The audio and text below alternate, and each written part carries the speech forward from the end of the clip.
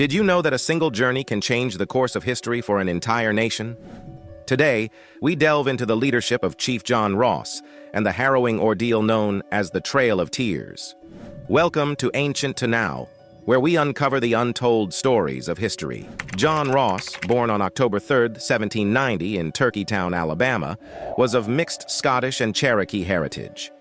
He was educated in both Cherokee and Western traditions, which positioned him uniquely to bridge the cultural gap between the Cherokee Nation and the United States. Fluent in English and Cherokee, Ross quickly became a prominent figure within his community.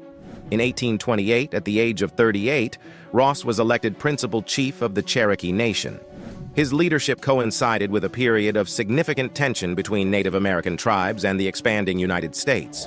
The discovery of gold on Cherokee land in Georgia in 1828 further intensified the pressure on the Cherokee to relinquish their territory. In 1830, President Andrew Jackson signed the Indian Removal Act into law, mandating the relocation of Native American tribes to lands west of the Mississippi River. The act aimed to open up valuable land for white settlers and was met with fierce resistance from the Cherokee and other tribes. Chief John Ross emerged as a determined leader against the forced relocation. He employed every available avenue to fight the removal, including legal challenges and negotiations with the federal government.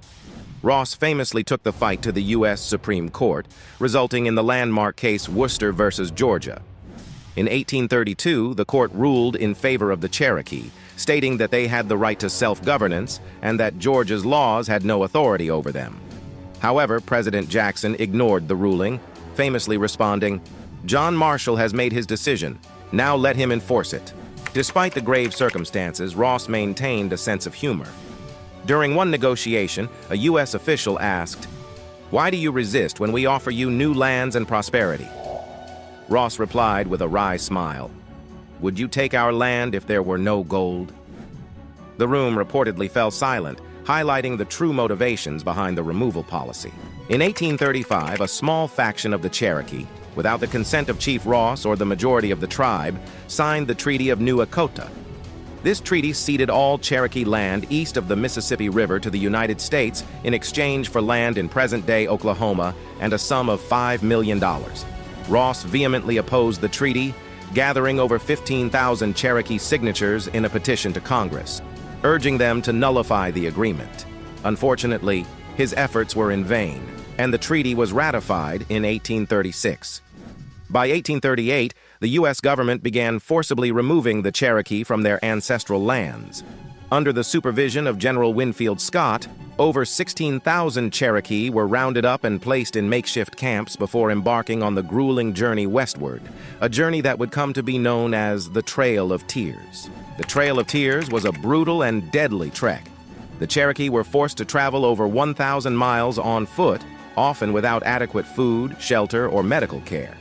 The journey took place during harsh winter conditions, and many succumbed to disease, exposure, and exhaustion.